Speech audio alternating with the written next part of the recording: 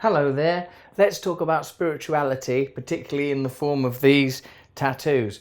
I got this tattoo done recently of Jesus Christ, the symbol of the resurrection, the possibility for divine God consciousness to be expressed through mankind.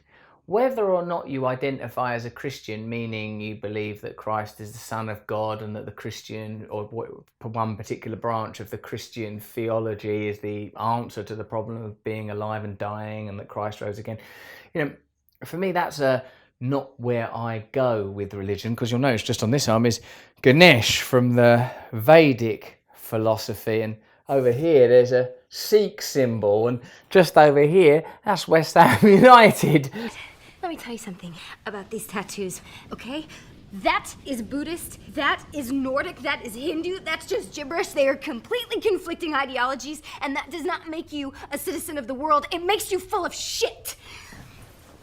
There's all manner of deities and symbols and signs adorning my body, primarily because I believe in what Aldous Huxley called perennialism, that divinity, the sublime, that which is transcendent of material, that which pertains to our awareness as individuals and as a collective, can be found through certain practices, whether those practices are psychedelic experiences, meditative experiences, experiences of devotional love and service, that we can connect to the oneness, the fraternity, the human family through certain ways of life and systems.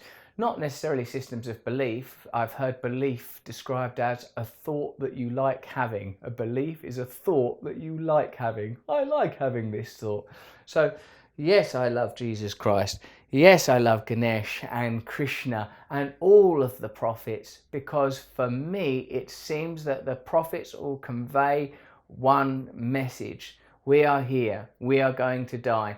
Love is the most important thing. Separateness is an illusion. We are all one. There is a greater purpose than the fulfillment of our materialistic individual needs. These are the things that I believe in. I feel I have more in common with anyone who believes in love than people who think that there is no point to life, that you're born, you die, and that it's a sort of an ugly, senseless, nihilistic cosmos without meaning. Of course, many people believe that meaning itself is a construct or a way that we cope with life's futility, that we need to find it, we need to find purpose. But for me, the corollary and consistency of image systems and the archetypes that emerge and the types of belief and the types of systems that recur throughout human societies and the way that they are comparable and consistent with one another is a suggestion that there is an absolute truth, like, I suppose, Jung's ideas around the collective unconscious and Joseph Campbell's work comparing various religions to one another. And then my own personal feelings when listening to spiritual people talking about their individual experiences or the stories in their own particular theological tradition. I am moved by the oneness, plus my own personal experience with psychedelics and my own personal experience with transcendental meditation, and the conclusion drawn from them that there is no point in anything except kindness and service. Not to say that I am by any means a perfect individual who is able to pursue that realization resolutely and without deviation. I continually fail. Every day I am distracted by property, prestige, money, privilege, attention. These things, the temptations, as in the story of Christ, he experienced. If religion is something believed in to the exclusion of other religions or in opposition to other religions, that's something that's not for me. My approach to them is that they are all true. They are all talking about the same truth. They are all pointing to something beyond language. Language itself, the first metaphorical and symbolic system through which we receive other metaphors and symbolic systems. It's pertaining to what is beyond separateness, what is beyond me as an individual observing the outside world? Can that be melted away so that I feel that I'm part of one glorious interconnected system, a point of attention within the limitless oneness? That's my relationship with a religion. So if you believe in Jesus Christ or the Prophet Muhammad or the Buddha or some more obscure god whose name I don't even know, like, for me that's not important. Or if you don't believe in any god at all but believe that human beings should be beautiful to one another as the priority and to protect the planet and to be striving to create new fair systems, then we are all of the same faith. For me, religion is not a tribalistic football team thing. I reserve that for West Ham. As a West Ham fan, I prefer West Ham to Tottenham and Arsenal. As an enlightened person, I recognise that all football teams are arbitrarily designated to you as a result of who your father happened to support. My dad supported West Ham. I support West Ham. That's the way that it goes. But I don't believe in the sole divinity of West Ham United, although, you know, Bobby Moore, what a player. Upton Park, what a place. So my point is this, that find a way of relating to divinity, to the divine.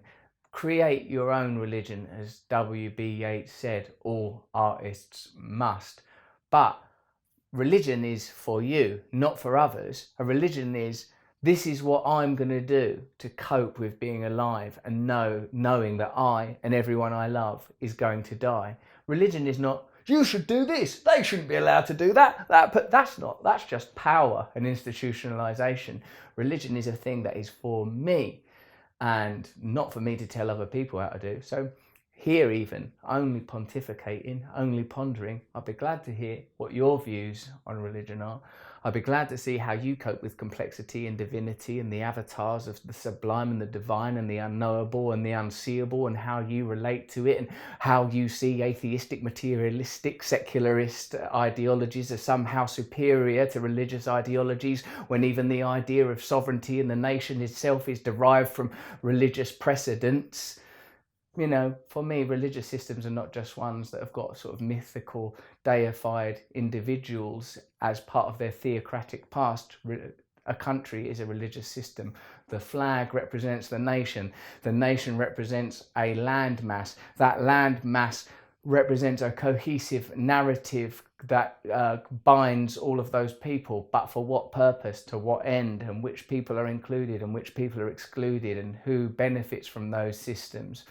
So there's, if you think that people are naive for believing in Jesus or Ganesh or Muhammad, then you should similarly question people that believe in the United States of America or India or China. For all things are a construction that pass through the consciousness of mankind.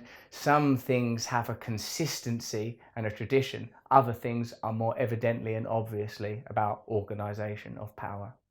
Hello, I'm doing these new videos more frequently now. Please hit the notification button at the end of this video, because then you'll get like a little bell when I post a new video. And I'd like you to get a little bell when I post a video. Then I can, I don't know, be buzzing away in your pocket. Sounds like I'd be like a little pocket mosquito. Anyway, subscribe, click the bell, because I want more people to watch the YouTube videos. You specifically.